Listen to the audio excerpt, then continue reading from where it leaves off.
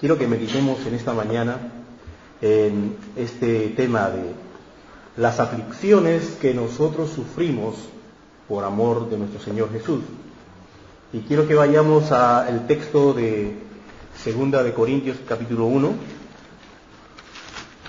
en el verso 5, Pablo dice esta verdad: porque de la manera que abundan en nosotros las aflicciones de Cristo. Quiero centrarme en esta primera parte del verso. Porque de la manera que abundan en nosotros las aflicciones de Cristo. Más o menos hace unos 50 años atrás, y ustedes también de repente lo han escuchado de sus padres, que en Semana Santa, especialmente el día viernes, en el que se recordaba que Jesús fue crucificado, las casas guardaba una especie de luto. Las mujeres se vestían de negro, iban a misa, estaban compungidos, no había fiesta en ninguna de las casas, era un recogimiento en ese día. Y se solía dar un latigazo a cada hijo de la casa. Y no era porque los castigaban por algo, sino ese día, Viernes Santo, cada uno tenía que ayudarle en los sufrimientos de Cristo. Así que cada uno recibía un latigazo y tenía así que soportar el dolor, todo diciendo: estoy ayudándole a Jesús a sufrir en este día de sufrimiento. Y lo más piadoso decía: papá, a mí dos. No. Pero estas no son las aflicciones de Cristo de lo que habla Pablo acerca de que en nosotros deben abundar las aflicciones de Cristo, sino esta verdad es que el creyente, haciendo la voluntad de Dios, sufre. ¿Por qué? Porque nos encontramos de pronto nadando contra corriente. Porque en el mundo donde estamos, donde nos desenvolvemos, donde vivimos, donde compartimos, donde trabajamos, donde hacemos nuestra vida, el resto de personas son personas que no aman a Dios. Son personas que no están dispuestas a sujetar su vida para vivirla de acuerdo a la voluntad de Dios. Muchos de ellos dicen: nosotros creemos en Dios, pero dice Dios en los cielos, y ahí se queda, y yo en la tierra. Así que el hecho de que Dios quiera intervenir aquí en mi vida y decirme cómo debo vivir, eso no lo acepto. Cada uno en su lugar y vamos bien. Pero el creyente que reconoce el señorío de Dios, el creyente que realmente sabe quién es ese poderoso Dios, se somete y se sujeta a vivir en obediencia a lo que Él dice. Quien dice que ama a Dios, que conoce a Dios, pero vive su vida totalmente diferente a Dios, vamos a compararle con una hormiga, que alza su brazo y alza su voz contra el pie de un gigante elefante que está por aplastarlo. ¿Qué? No se puede luchar con Dios.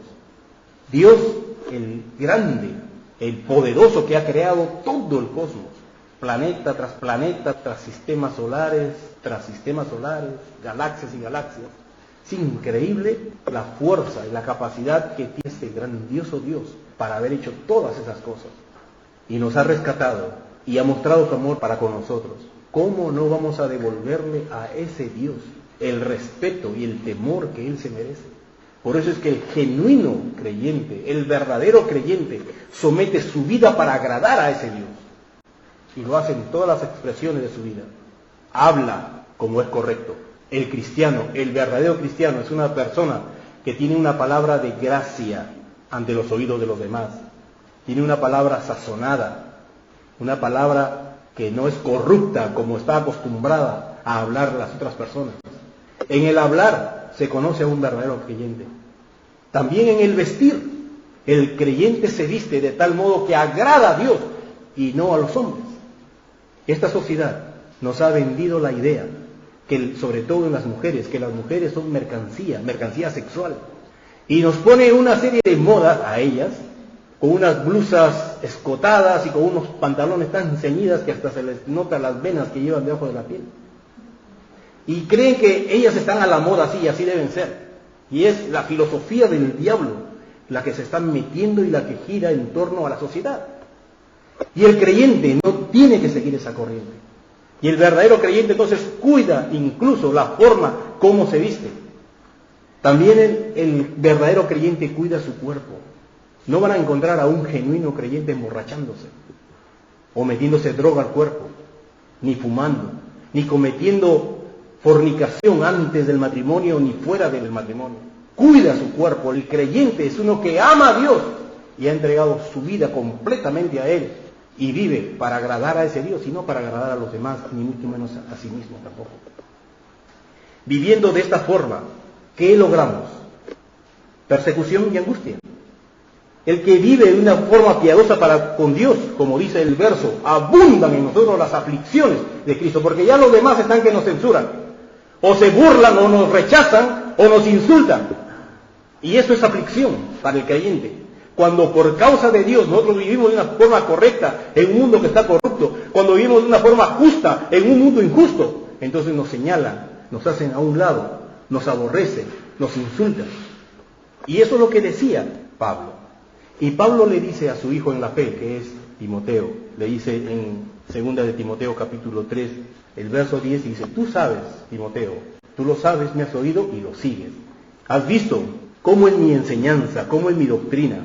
Tú has seguido mi conducta, mi propósito, mi fe, mi longanimidad, mi amor, mi paciencia. Tú también has visto las aflicciones que yo sufro. He padecido mucho, dice Pablo, de aquí y de acá, en diferentes lugares.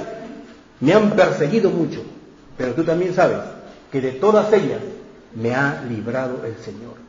Y concluye su expresión en el verso 12, diciendo: y tú también debes saber, Timoteo querido, que todos los que quieran vivir de una forma piadosa para con Cristo, padecerán persecución.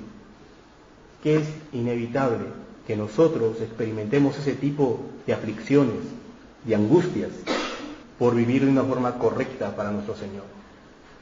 Así que Dios no nos ha salvado para vivir cómodamente, para vivir una vida cómoda. Hay de aquellos predicadores que dicen: siembra tu dinero en Dios porque Dios quiere verte próspero, porque Dios quiere verte bendecido, y para ellos sinónimo de ser bendecido es que el creyente tenga un coche de último modelo, tenga una mansión por casa, tenga la mejor ropa de $10,000, trajes carísimos.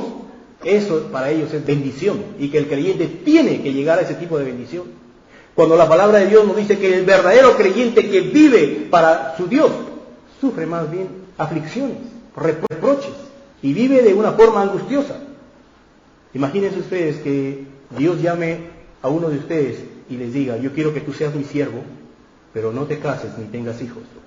¿Cómo puede ser?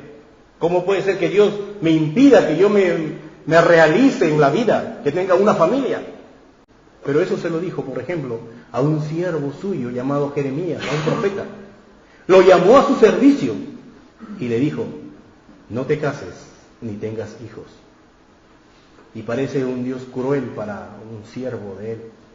Pero Dios sabía qué es lo que mejor le convenía a Jeremías. Porque a Jeremías le tocó vivir en un tiempo muy crítico, en un pueblo que estaba a punto de experimentar la ira de Dios sobre él. Y después Dios se lo explica por qué le había dicho eso. Le dice: porque he aquí, como el pueblo ha pecado tanto y tanto que ha llenado la copa de mi paciencia y ha llenado la copa de mi ira, entonces yo voy a quitar mi protección sobre Judá.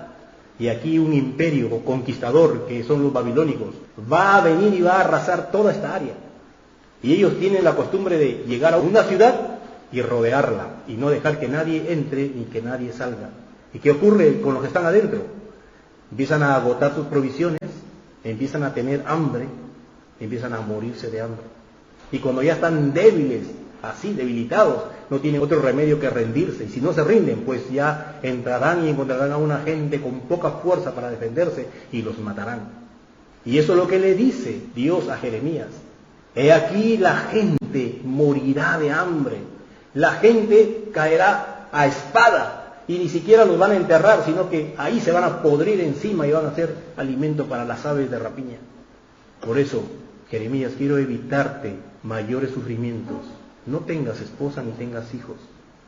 Lo dijo Dios para protegerlo. Y el mensaje que Dios le había puesto a este hombre Jeremías siempre era de destrucción, de violencia, de matanza. ¿Por qué? Porque Dios le decía: háblales a este pueblo que les va a venir todas estas cosas como consecuencia de su pecado. Jeremías iba y le decía, Dios va a mandar destrucción sobre ustedes, los van a conquistar, los van a matar, va a haber violencia. Y siempre su mensaje de Jeremías era eso, violencia y destrucción. Y Dios lo empleó con diversas señales. En una oportunidad Dios le dice a Jeremías, mira, cómprate un cinto muy bonito y cíñetelo. Y él andaba a la moda ahí con su cinto muy bonito, paseándose por el pueblo. Y la gente lo miraba, mira, ve, qué pijo está Jeremías, semejante cinto. Y después vino la palabra de Dios, después que el pueblo ya lo había visto con ese cinto nuevo. Muy bien, hijo, ese cinto anda, escóndelo ahí en unas cuevas junto al río Éufrates y déjalo ahí. Y después de un tiempo Dios le dice, anda y sácalo de donde lo escondiste. Cuando lo sacó estaba arruinado, podrido. Ahora sí, vete otra vez a la ciudad y muestra. Como este cinto, Dios va a quebrar la soberbia de ustedes. Y otra vez, palabra de violencia y destrucción. Arrepiéntanse. En otra oportunidad, una señal de las tinajas llenas de vino. Dijo, así voy a hacer con este pueblo, lo voy a embriagar y van a estar desorientados frente a la tragedia que va a venir contra ellos. En otra oportunidad, le dice Dios a Jeremías, ándate a la casa de un alfarero y cuando estés allá te voy a mostrar mi palabra. Él va y lo ve al alfarero trabajando ahí, haciendo una vasija. Y ya cuando estaba terminando la vasija se echó a perder, entonces el alfarero otra vez lo hizo una sola masa y volvió a hacer otra vasija buena. Y vino la palabra de Dios y dijo, anda, dile a este pueblo que a pesar de sus pecados y con todas las cosas que ha hecho contra mí, yo estoy dispuesto a volverlos a amasar y hacer un vaso nuevo de ustedes, una vasija nueva de ustedes, con tal que se arrepientan y dejen el mal. Y si no, vendrá destrucción sobre ustedes. Así que el mensaje de Jeremías era siempre eso. Destrucción, destrucción, destrucción. En otra oportunidad Dios le dijo, cómprate una vasija grande. Él se compró la vasija, se fue a un lugar alto, congregó a la gente y le dijo, Dios dice que ustedes han sido idólatras, han sacrificado a sus propios hijos ante los ídolos. Y Dios está hastiado de tanta violencia y de tanto pecado. Y alzó la vasija y lo quebró. Así hará Dios con ustedes, los va a quebrar. ¿Y qué creen que era la reacción del pueblo cada vez que Jeremías les hablaba de violencia y destrucción que iba a venir? No se arrepentían, sino que se las agarraban contra Jeremías. Y lo insultaban, le escupían, lo afligían, se burlaban de él, le echaban mano y lo metían a la cárcel, a pan y agua. Entonces él sufría por hacer la voluntad de Dios. A Jeremías no le fue fácil ser un siervo obediente de Dios. Le costaba. Cada vez que obedecía la palabra de Dios, él sufría en carne propia las aflicciones por ese Dios al que servía. De igual manera a nosotros nos toca sufrir por la causa de Cristo. Y Dios nos ha encomendado tareas a cada uno de nosotros. Los que somos padres, por ejemplo, ya tenemos una tarea de criar a nuestros hijos para Dios. Y eso cuesta. Tenemos que darle tiempo a ellos. Tenemos que tratar que ellos sean responsables, que ellos sepan lo que es las consecuencias de sus actos, que ellos sepan ser misericordiosos, que ellos sepan ser justos, que aprendan a compartir, a que no sean egoístas, y una serie de cosas que en el niño está. Y es trabajo del Padre, es trabajo que cansa, pero es lo que Dios nos envía a hacer. El que es esposo y esposa tiene que preocuparse porque su pareja también conozca del Señor y tiene que vivir de una forma que dé testimonio constante a su pareja, a ver si así lo atrae al Señor. Y eso cuesta edificar a la pareja. El verdadero creyente tiene que sufrir siendo un trabajador justo, leal, y dar de sí, de todo lo que pueda. Me contaba un amigo que había ido a trabajar y no le pagaban y ya era fin de mes y no le pagaban y se demoraban y lo que ellos hacían empezaban a romperle cosas a la fábrica, en los hornos, esos tubos que giran, los rompían a propósito. ¿Por qué? En venganza, porque no les pagaban. El creyente, ¿qué cosa va a hacer ante la injusticia de esos jefes? Tiene que comportarse de una forma, aunque sea el hazmerreír de los demás, sea la burla de los demás o el desprecio de los demás, tiene que aprender a comportarse y a vivir de una forma correcta, siempre para agradar a Dios. Lo que sufrimos por evangelizar, por tratar de comunicar el evangelio a nuestros familiares, a nuestros amigos y a los desconocidos, cuesta, es una tarea, pero que lo hacemos por el Señor. Desprecios habrán, que nos tiren la puerta en la cara, lo harán, que nos dejen de hablar, lo harán. pero son las aflicciones que tenemos que sufrir por el Señor. Y a veces nos llega eso a cansar. En el caso de Jeremías, le llegó a cansar a él. Él dijo lo siguiente, aquí en Jeremías capítulo 20, el verso 7. Él no quería ya hacer lo que Dios le mandaba, pero Dios lo seducía. Y él decía, me sedujiste y fui seducido. Yo quise ser fuerte y resistirme, pero tú fuiste más fuerte que yo y me venciste.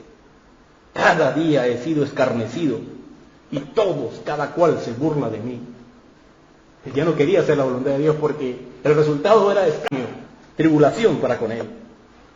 Y sigue hablando en el siguiente verso y dice, porque cuántas veces yo hablo por lo que tú me mandas a hablar. Y yo grito, violencia, destrucción, porque tu palabra, Señor, ha sido para mí afrenta y escarnio cada día. Y sigue diciendo Jeremías. Y dije, ya no, esta vez sí que ya no me acordaré más de Dios. Ya no hablaré más en su nombre. Pero, dice Jeremías, yo trataba de resistir la voluntad de Dios y decirle no al Señor porque siempre salía mal parado yo. Siempre me escarnecían, se burlaban, me afligían. Y yo cuando quería resistir no podía. Y cuando quería decir ya no, dice él, no obstante, había dentro de mi corazón un fuego ardiendo metido en mis huesos. Quise resistirlo y no pude. Nuevamente, Dios lo volvía a conquistar. Porque había algo dentro de él. Él describe como un fuego ardiente metido en sus huesos, que era el espíritu y la presencia de Dios dentro de él, animándole, confortándole, alentándole, para decirle, sigue adelante. Si nosotros lo viéramos a Jeremías, clamando delante de nosotros, no, ya no quiero porque siempre me va mal, ¿qué le diríamos?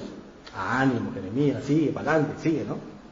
Bueno, a pesar de lo que él sufría, le podíamos decir. Pero aquí hay algunos que ni siquiera trabajan, ni siquiera se dan para Dios y ya quieren vacaciones. Señor, quiero mis vacaciones espirituales. Señor, ya me cansé. ¿Qué vamos a decirles a ellos? Si a este Jeremías, que realmente sufría, nosotros estamos dispuestos para decirle, no, Jeremías, sigue para adelante. ¿Qué le diríamos a los que no hacen nada y ya quieren vacaciones espirituales? Esa presencia del Señor lo confortaba realmente Jeremías. Y a pesar de lo que él sufría, sentía la presencia de Dios dentro de él. Y clamaba de la siguiente forma, cuando él era convencido de que Dios estaba a su lado, que Dios lo fortalecía, que estaba a su lado para animarlo y confrontarlo, pues él agarraba nuevas fuerzas. Y dice en el siguiente verso, sí, comprendo que Dios está conmigo como un poderoso gigante. Se animaba él, se confortaba. Decía, más Jehová está conmigo como poderoso gigante. Por lo tanto, aquellos que me persiguen tropezarán, no prevalecerán, serán avergonzados en gran manera, porque no prosperarán y tendrán perpetua confusión que nunca será olvidada. Y él se fortalecía en el Señor, en la presencia a su lado del Señor, y él se gozaba diciendo, mas Jehová está conmigo como poderoso gigante. Me voy nuevamente a hacer la voluntad de él. Y eso no ha cambiado a través del tiempo. Encontramos a Pablo enseñándonos lo mismo. Dice Pablo a los de Corinto, ahí en el capítulo 1, donde empezamos. En el verso 3, describe al Señor así. Bendito sea el Dios y Padre de nuestro Señor Jesucristo. ¿Quién es ese Dios bendito? Es el Dios de misericordia. ¿Quién es ese Dios? Ese es el Dios de consolación. Tenemos un Dios de consolación. La palabra consolación significa animar, alentar, confortar. Es el Espíritu de Dios el que se llama, el Espíritu Santo, el que se llama a sí mismo el Consolador. El que hace esa tarea de animarnos, de alentarnos dentro de nosotros, de estar como un fuego encendido dentro de nosotros. Entonces Pablo empieza diciendo, bendito sea ese Dios que tenemos, que es Dios de toda consolación. En el siguiente verso dice, el cual, ese Dios, nos consuela en todas nuestras tribulaciones. La primera parte es que ese Dios nos ayuda, nos alienta a seguir adelante, nos conforta y nos alienta. Cada uno de nosotros tenemos nuestros propios problemas, son puntuales. Mis problemas no son tus problemas, son parecidos, sí. Pero en el momento propio, nadie vive más el dolor, la angustia, la interrogante de no saber qué va a suceder después de esto. Y es ahí donde Dios lo consuela de una forma especial. Hemos escuchado a nuestro hermano Aurel cómo Dios lo confortaba con versos en la palabra de Dios, que si nosotros lo leemos no tiene el mismo peso, la misma fuerza que para él significó en su momento de angustia, en su momento de aflicción. Cada uno de nosotros hemos sido así consolados, confortados y alentados por ese Dios. Entonces, bendito ese Dios que nos dice que nos consuela en todas nuestras tribulaciones. ¿Y para qué? La siguiente parte dice, para que podamos también nosotros consolar a los que están en cualquier tribulación. Así que nosotros que experimentamos primero ese trabajo de Dios con nosotros, después que salimos del problema, después que hemos crecido en eso, después que hemos visto la mano maravillosa de Dios, tenemos el carácter espiritual y moral para ir a otro hermano y decirle, sigue adelante, tú vas a poder salir. Sigue confiando en Dios, no te va a defraudar. Que podemos nosotros también consolar a otros, como acaba el verso diciendo, que consolamos a otros por medio de la consolación con que nosotros hemos sido consolados por Dios. Y el siguiente verso, que fue con el que empezamos, dice, porque de la manera en que abundan en nosotros las tribulaciones de Cristo, así abunda también por el mismo Cristo nuestra consolación. El Señor está con nosotros para animarnos y para decirnos, sigue adelante. Y esta palabra es tremenda para aquel que realmente está viviendo una vida piadosa para con Dios y tiene ese tipo de aflicciones. Porque tú sabes que dependes de Dios y por Él sufres. Y Dios dice, yo te voy a consolar. Que no tiene el mismo peso en creyentes que no están sufriendo por la causa de Dios. Que no están sufriendo porque no están entregados a vivir una vida para con Dios. Y termino con este verso de lo que el mismo Pablo les habla a estos hermanos en Corinto en su primera carta, que dice, no nos cansemos pues de hacer el bien. No nos cansemos de vivir de una forma piadosa para con Dios. Sigue viviendo para con Dios, sigue sujetando tu vida y todo lo que tú hagas para honrar a Dios, aunque sufras aflicción. Sigue, no te canses pues de hacer el bien, porque a su tiempo segaremos si no desmayamos. Pablo aquí lo va a juntar con una acción de que lo que sufrimos para con Dios es como una semilla que se siembra. Y si sufrimos, no en vano, no por las puras, sino que trae una cosecha después. Por eso Pablo dice, no nos cansemos de hacer el bien, porque a su tiempo segaremos.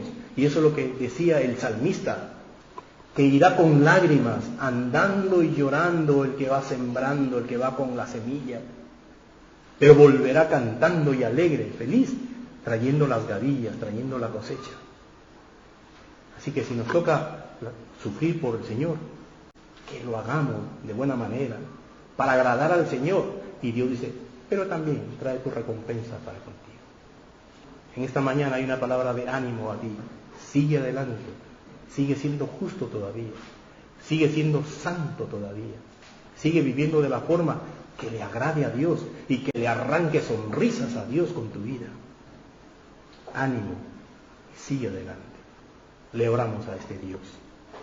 Padre Santo, gracias Señor por tu palabra de aliento para nuestras vidas. Gracias porque siempre estás allí con nosotros.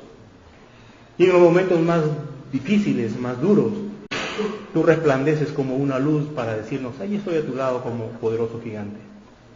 Eso que nos dé ánimo, mi Dios, para seguir viviendo para ti.